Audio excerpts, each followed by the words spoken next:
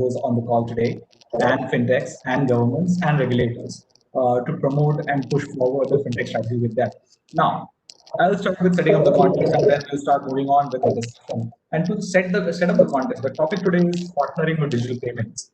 And digital payments for long has been a place where the transaction happens and the money exchanges hand. And for a long time, the effort was to make it as invisible as possible, as smooth, as invisible as possible. And I think that foundation has been built to a large extent. The adoption is great in India, which is moving forward due to the COVID-19 situation now.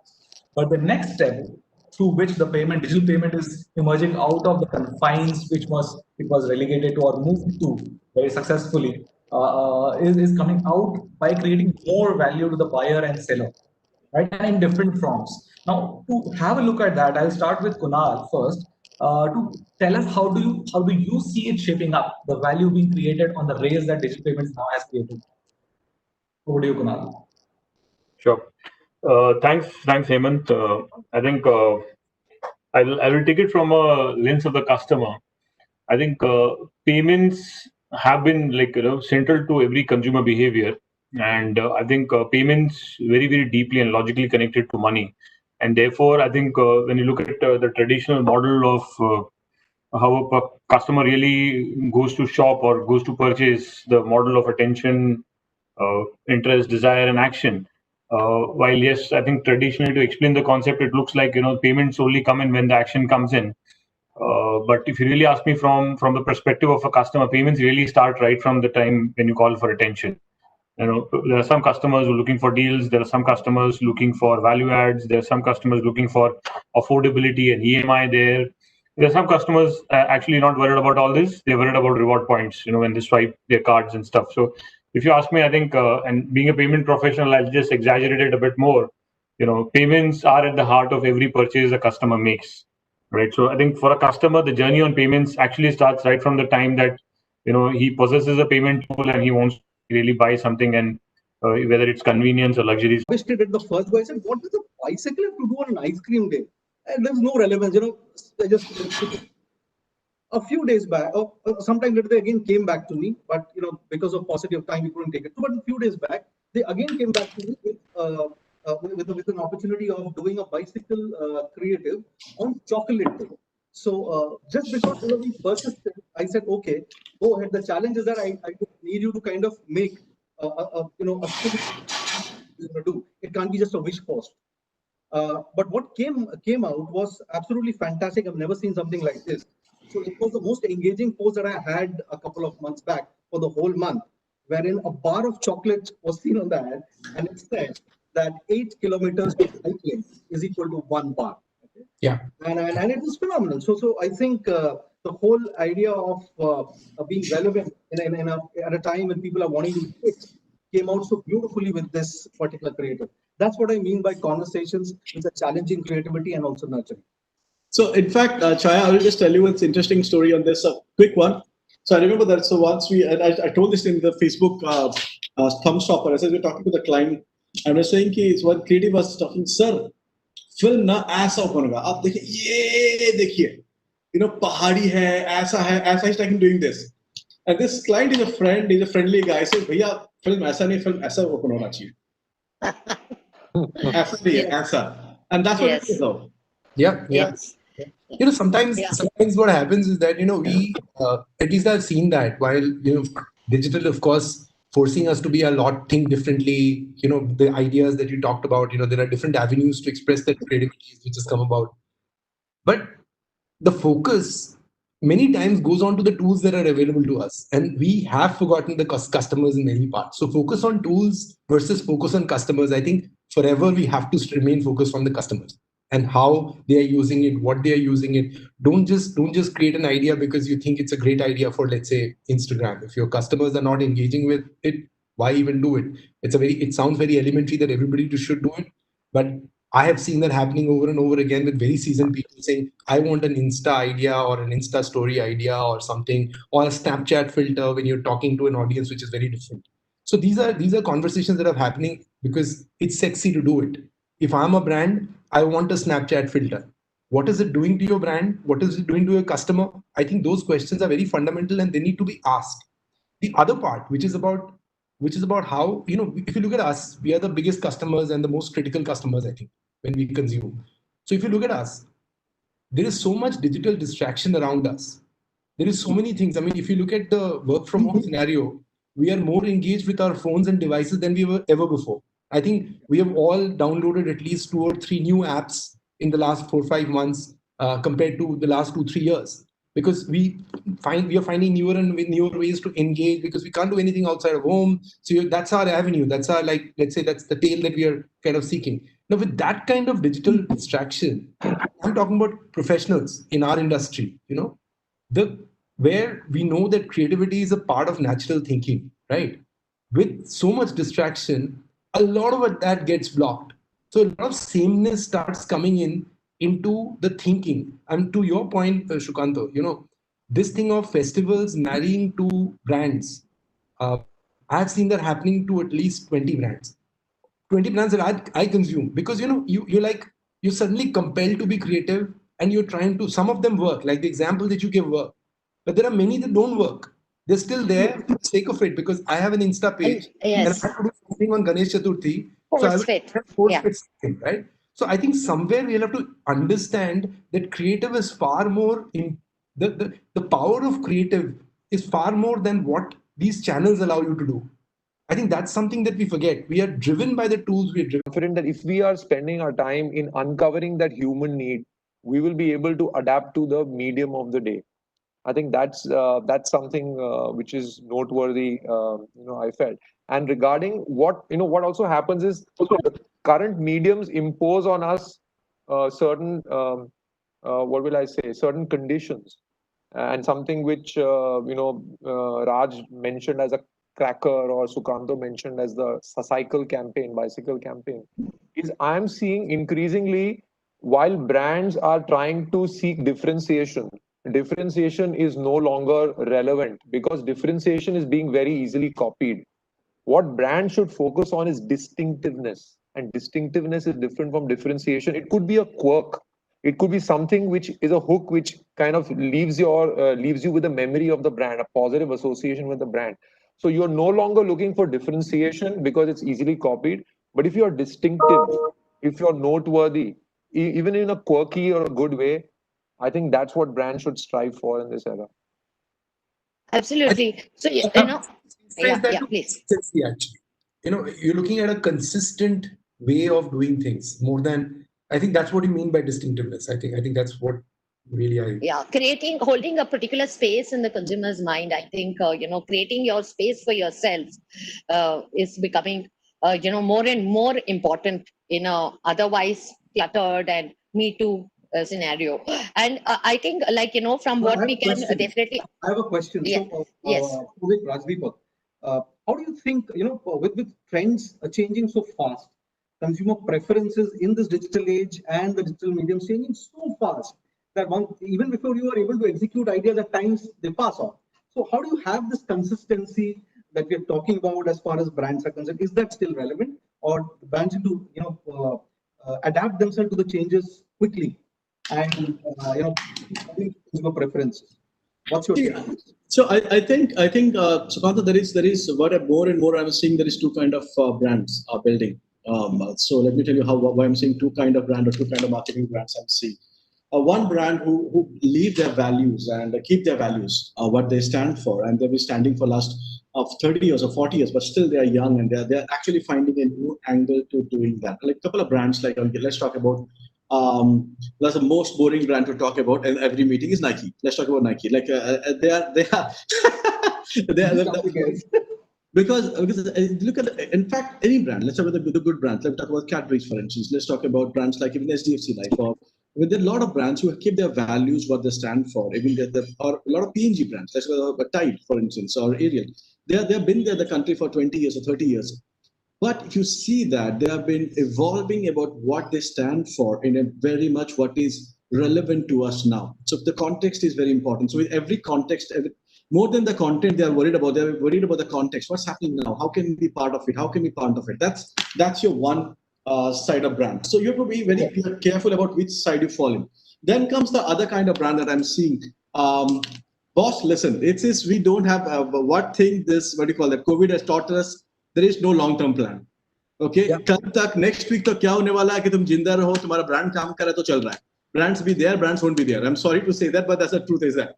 Right. So let's live now. A lot of startups are going for that. Don't tell me about a 5 years plan. Tell me about what is the plan for the next 6 months. Yes, 6 months, okay, tell me about the next 6 months plan or next 2 months plan. If I survive my money for the next two months, it works for me. So a lot of brands are actually looking at saying that, what's happening now for my life?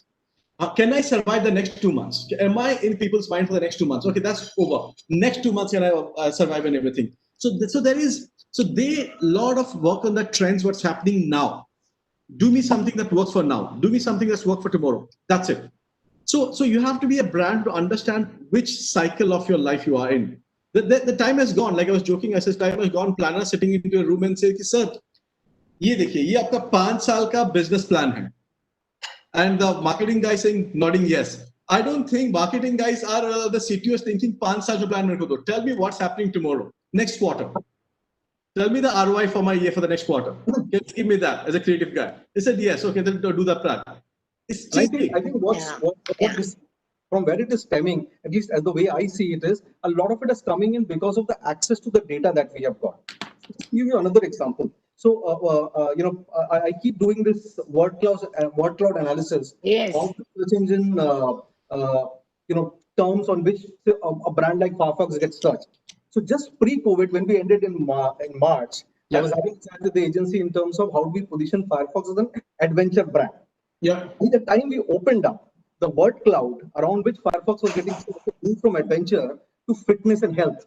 So I had to completely recast my communication plan to fitness and health rather than continue to remain on adventure, because it would have found a taker at that point in time. So those are the kind of experiences that we are having with digital and the creatives which are flowing from the digital. Yes. So, this is very interesting, when we come into, before we come to data, just to recap on what we just discussed, very important point was established by Shavik, that we cannot, miss on the evocativeness, that one key messaging that the brand stands for, which today in this rapid, proliferation and high frequency of messaging being relevant for today, tomorrow, is definitely getting at risk. We are having a lot of messaging happening, and that can go at risk. And maybe one could have some game plan, some guidelines on having your key messaging. And yes, now with so much of data, so much of interaction, I think especially, CoQ Camlin has done a lot of campaigns wherein the consumer is also co-creating those creatives for you.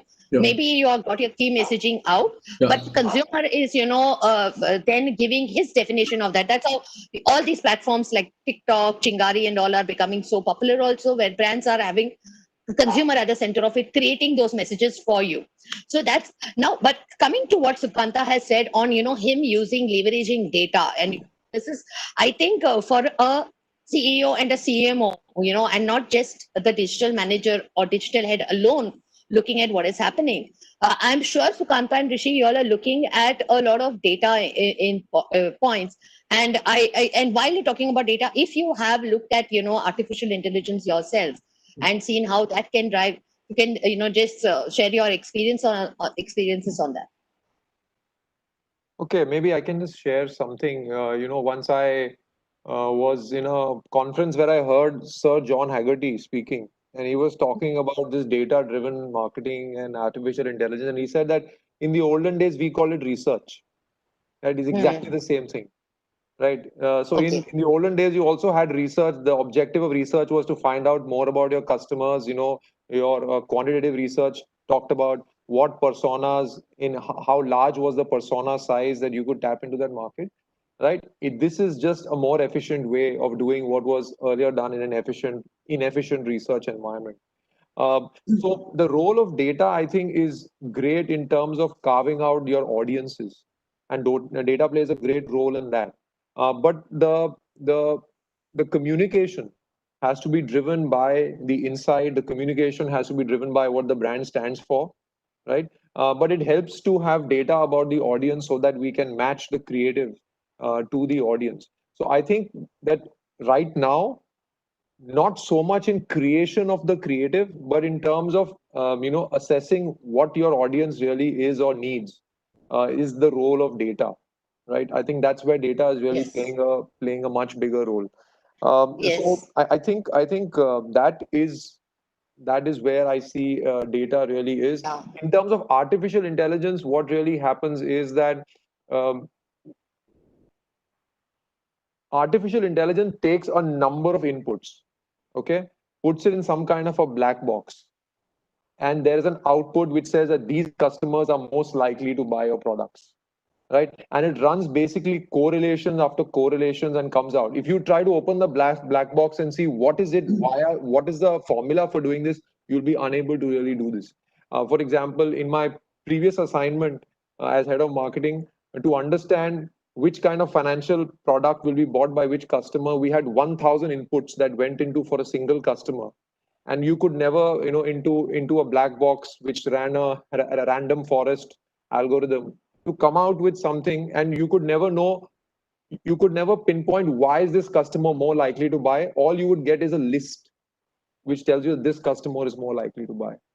So I think Yeah. as machines get more powerful, the data crunching and its ability to predict, which is the predictive and analytics part, is going to be much better. For example, we are actually using artificial intelligence and all this right now in our daily life. When an app recommends you will like this kind of song, it is actually using artificial intelligence to put you part of some cohort or some group who listens to that kind of music, and they're running this algorithm all the time. When you're using Google Maps, there's an artificial intelligence at the back which is kind of mapping out where people are at various points in time who have their GPS on, and it's being able to convert that data into usable information. But it's based on a very simple human insight that people want to get from point A to point B quickly, right? So as you see, the insight remains enduring, the need remains enduring from a human perspective, but it's just how do you apply data to make it most relevant to a particular audience. And I think that's what everybody is trying to do in a simple language, but I think people tend to complicate it. Yes. Yeah. So Kanta, you mentioned that search insights itself have driven your positioning itself. Do you continue to do that? Your teams continue to look at these audience conversations, and do you look at this data to see what kind of messaging is going out there? Absolutely, absolutely. I think for the brand, what I continue to measure is everything that we are doing definitely has to build salience for the brand and also bring in relevance.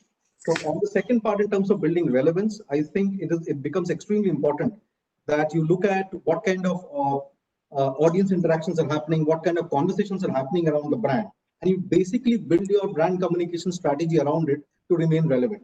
So it is a critical part of the analysis that I do. But I like what Rishi said right now. I think in my previous assignment, once again as a marketing manager in telecom with Vodafone, so we had access to plethora of data.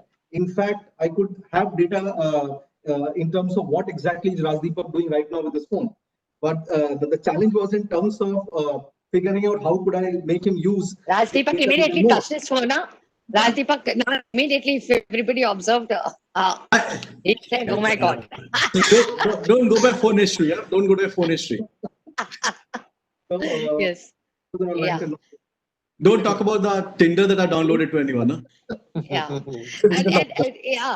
And what Rishi also said about that putting in a black box kind of thing. Yes, so you have to be, use your judgment, also very much. So what artificial Yeah, intelligence actually does for us is basically give us actionable insights.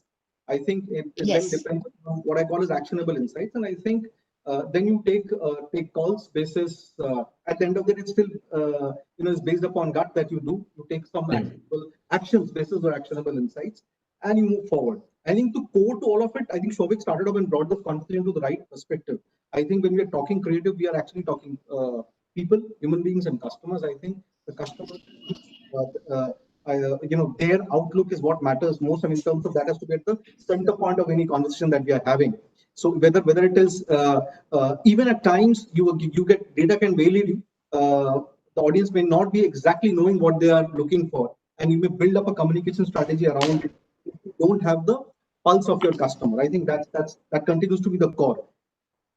Yeah, I yes, just wanted to add because this discussion is about creativity. So I I just wanted to make a point on artificial intelligence and creativity and how it's artificial intelligence is supposed to enhance creativity. I mean, that it has all the basics for that. If you look at, and Rajdeepak will know it better than I do, if you look at any of the trends in the last 10 years in terms of video searches or image searches or language searches, it has just taken another level. I mean, today, there is a company, I don't know, I was thinking about, I was just reading about some days ago called Hypotenuse AI. I don't know if you've heard of it. What they do is they have like it's labs which is served to individuals where they choose the picture, and depending on the reading the picture, they will write the copy and give you 3 versions of that copy. So actually, it's about, and that's the starting point. So it's already the picture is selected for you. Some copy is already recommended to you. Now, hey, you know what? How do you take the next leap? So there are companies in the world which are already doing it. So I think AI has a huge influence and can have a huge influence on creativity. Right now, we are only looking at data as something which is like intelligence. I think what we need to look at is that how can it help it take that leap that it needs to take? Because see, one person could do one great, like what Rajdeepak was saying, one big ad, 30-second edits. One person can do a great campaign, 5 press ads, but one person can't do personalization to scale stuff. And that's where creativity gets lost. And that's where AI can help. How do you do personalization at scale, which is interesting? You can use artificial intelligence to do that. And you can do only one campaign. Maybe Rajdeepak's team just cracks one campaign, puts it into an AI filter, that gives you the personas, and it keeps it interesting and to the point using AI. That to me is the future. And that's how AI can help creativity. See, Chaya, so I will tell you something very evil, maybe. Okay, I think you guys will hate me for that. I say, Southern India. Southern India. I'm saying, what data. The best thing about data is data helps you do what you don't want to do.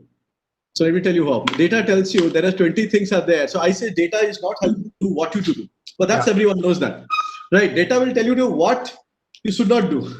So the chances of failure goes down drastically. You know what I mean? So I use data. I love to use data. I say it's the greatest tool that creative can have. So you are actually working towards something where knowing that the failures are very less. So this is the zone. Get out of this zone because this has been done or this is what is happening. And now this zone I have to play. Now it's like a video game, right? You actually know this zone. I can do anything now. I can build the entire thing. So I'll tell you something. Data and creativity. So I think 1 year back when we launched Spotify in India, we did a campaign called as a playlist for that. Now it was a craziest billboard campaign we did. We had 1,556 billboards all over India, and every billboard was different. And I remember when you're working on it and says, so with the marketing team and the setting, it says here how we do it with the billboard. एक billboard का ना 4 लेते और 4 को हर जगह छाप देते हैं. Because that's what we do. 5 लेते 5 को हर जगह छाप लेते and but the language change कर देंगे. Right? Yeah. It says, no, yaar, let's do something. Come on, you are Spotify, and the Spotify says you are Spotify. Give us something that is a Spotify. Because Spotify is one brand. How I think Rishi talked about the music.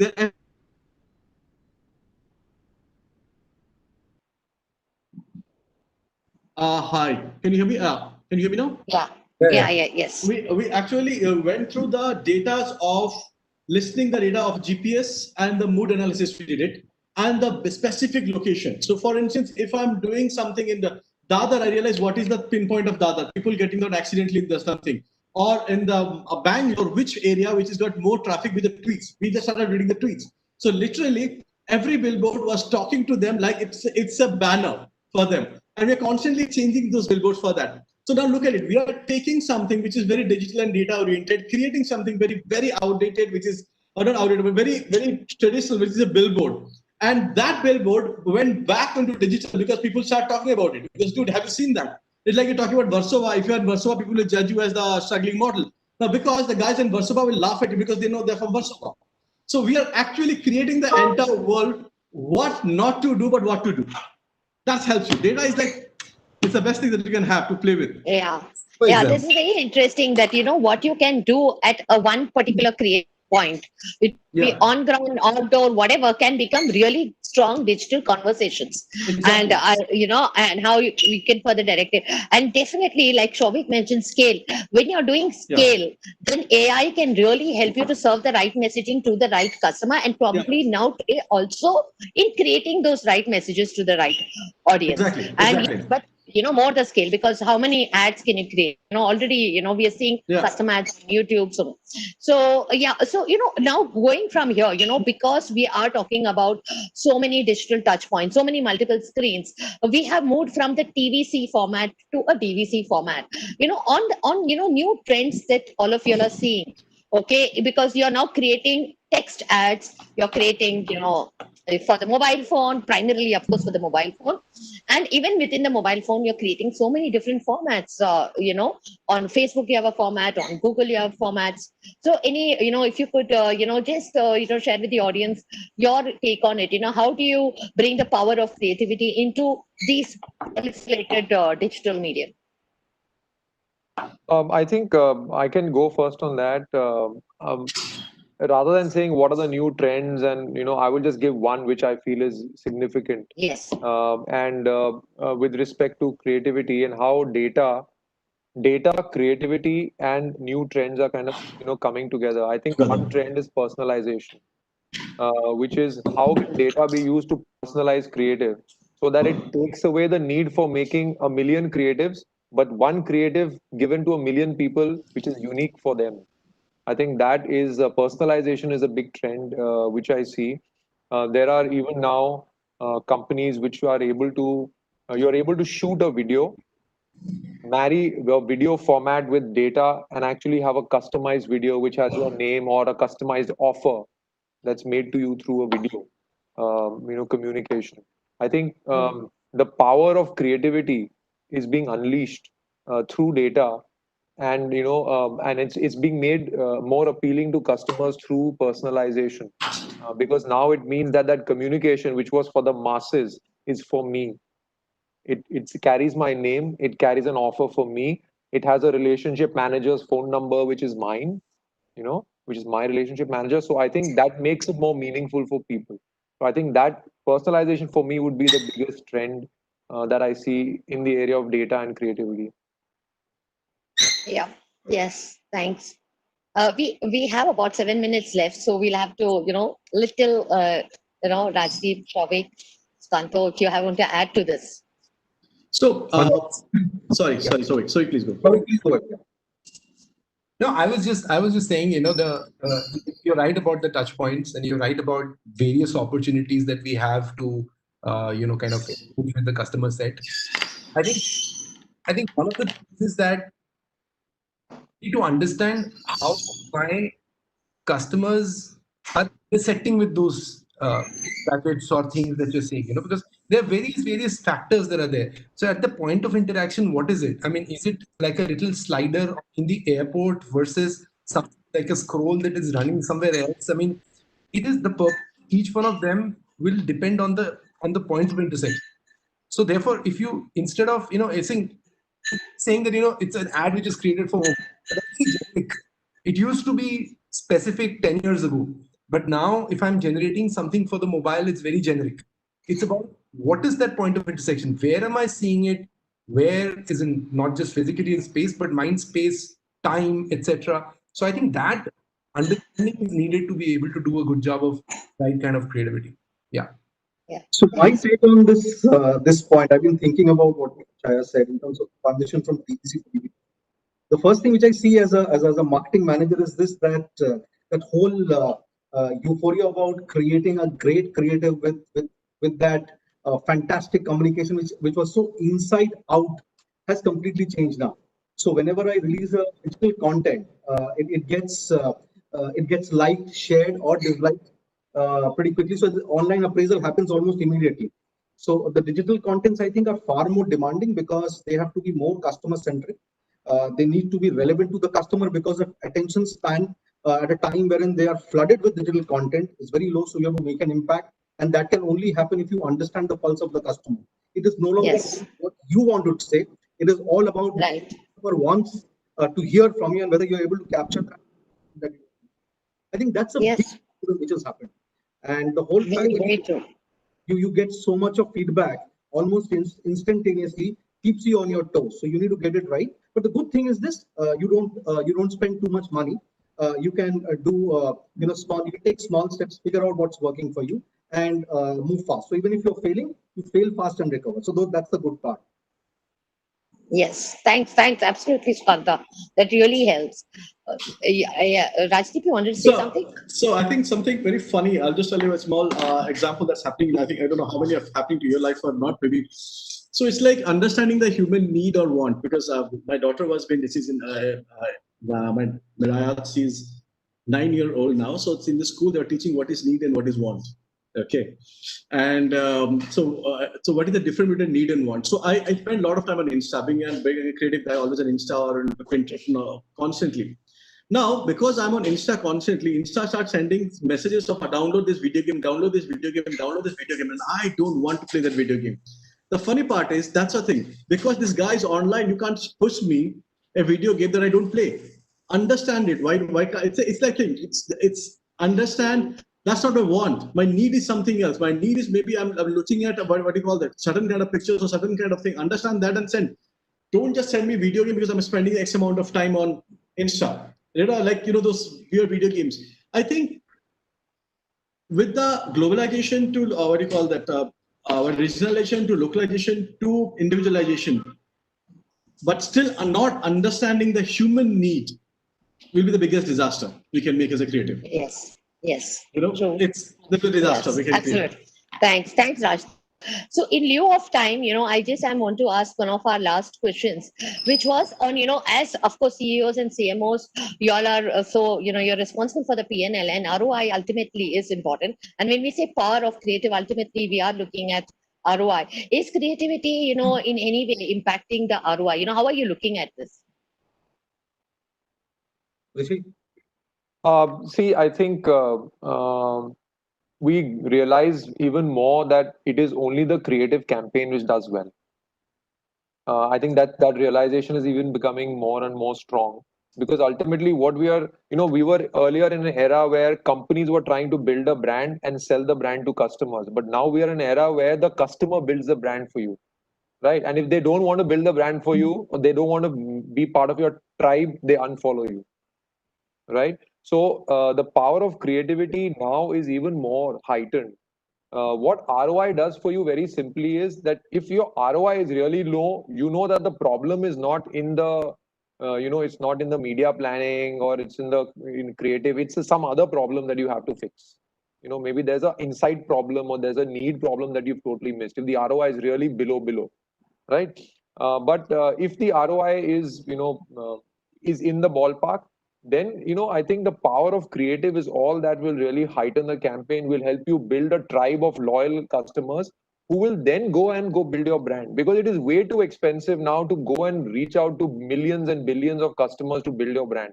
You have to rely on the power of creative to excite a group of people who will take it upon them to build your tribe and make it bigger. Yes. Thanks so much, Rishi. We are now just like sort of closing now.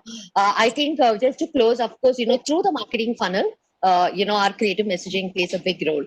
Thanks so much, everyone. It was a pleasure to have all of you. Yes, over to IMEI, Divisha. Thank you, guys. Thank you. Thank you, all of you. I'm sure the audience loved listening to all of you. We will now take a 10-minute break before we move into the next session.